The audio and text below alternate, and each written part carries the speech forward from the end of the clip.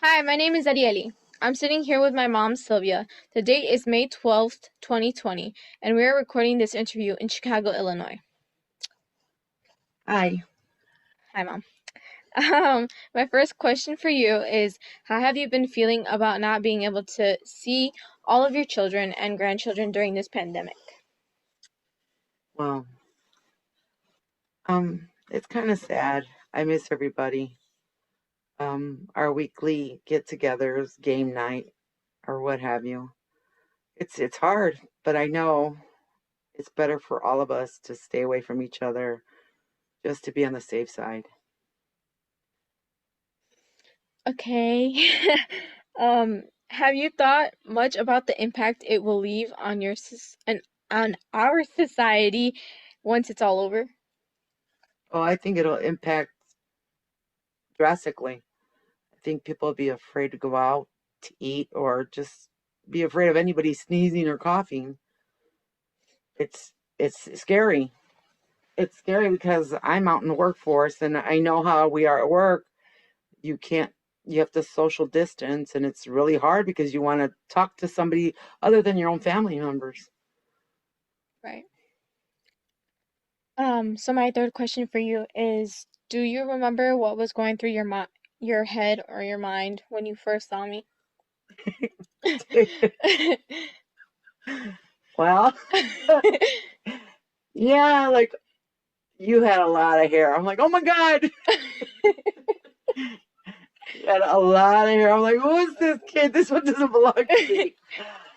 Because the other girls didn't have hair. They were like bald, but Arieli did have a lot of hair. Um, do you remember any of the songs that you used to sing to me? Of course. I sing them to the grandkids now. Can you sing one now? No. No, Come thank on, you. Mom. No. Okay.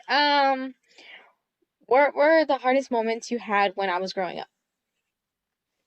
Uh, the hardest moments probably are because the age difference between you and your brothers and sisters was because you always wanted to be with them, and they were in high school when you were little, and you always wanted, wherever they went, you wanted to go with them. And it was hard because they didn't want to take you along. Sometimes they did, like they'd go to the park and take you, but they wanted to hang out with their friends, and of course, you wanted to be with them.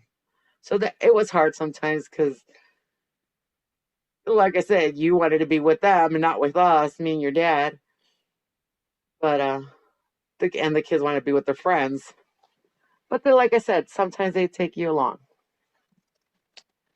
Cool. Um, are you proud of me? Of course. Why wouldn't I be proud of you?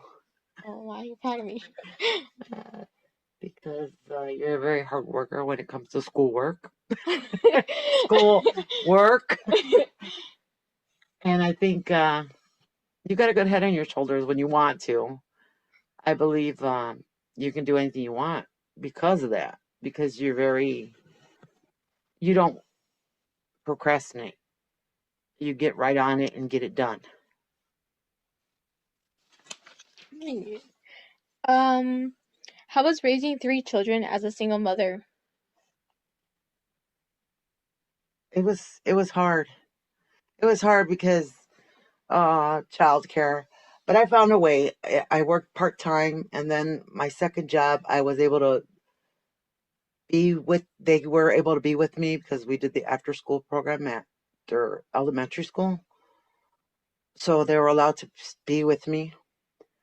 So that was three, from 3 to 6 every day for the 5 days of school, and well, that time made basically a living. I worked full time as a secretary, but broken up. I would work Saturdays and Sundays, but during the week I would do my regular job and then leave at 2:45 and be at the school by 3, and then do the after school and watch the kids with your siblings along. Right. Um, so how many jobs did you have at that time? Two. Two? Yes. How did you feel? Well, back then I was a little bit younger, so I was okay. It was something I knew I wanted to be at this school, and that's the only way I could think of how to pay tuition and support ourselves, basically support me and the kids. Um, how did you picture your life as a young adult compared to how it really is or how it turned out? Well, when I was younger, I was able to travel the United States with my grandparents because they were always taking me every summer. They would take me with because I'm close to my aunt's age. My youngest aunt and me were like 5 years apart, but she needed somebody to be with, so she wasn't by herself, and that was me because I enjoyed going on road trips with them. So like, well, who did you picture yourself to be as an adult looking back? I don't know. I didn't do well in school. It To me, school was really hard. It took a lot for me to remember things like now. But it was really hard for me because I really had to study really really hard just to get a basic thing. Now it comes a little bit easier, I think, but I think it's the years.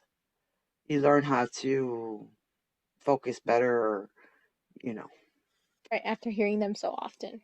right, or Um, are you happy with how your life turned out? yeah, yeah. I had no regrets. I wouldn't change it. Live and you learn. Oh, you just answered my next question. Oh, would you do anything differently if you could, like, go back? No, like I said, you learn from your mistakes, and you just got to go forward. There's no crystal ball that can make you go back in time, and no, you live from your mistakes. If you keep tripping up on the same mistake, then dummy you. But no, I think that's why it makes us stronger. You have to make mistakes to go ahead, and then just like I said, don't trip up on the same mistake over and over. It's Yeah, go what you know, what's better for you. right. So Mom, do you have any favorite stories about your kids? There's so many, and they're kind of corny. I don't know.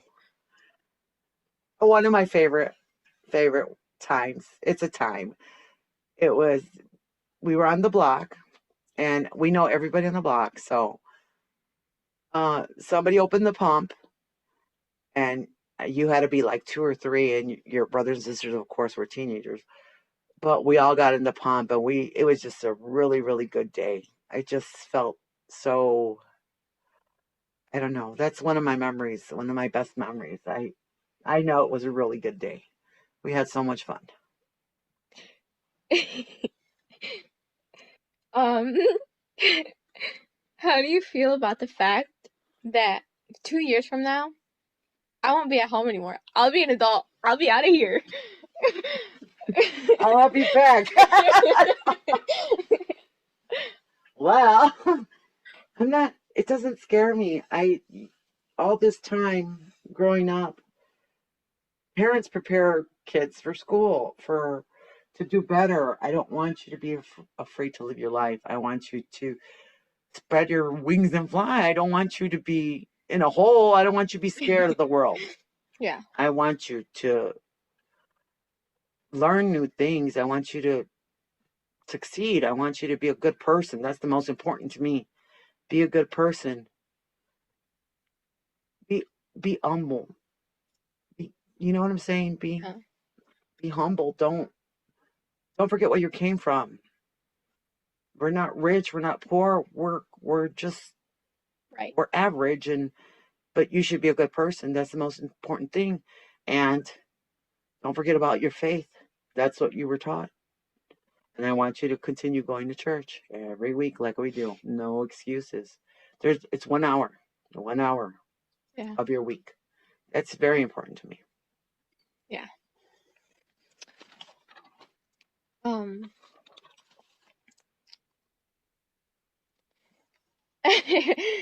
um, I, I think that's my last question for you, Mom. Um,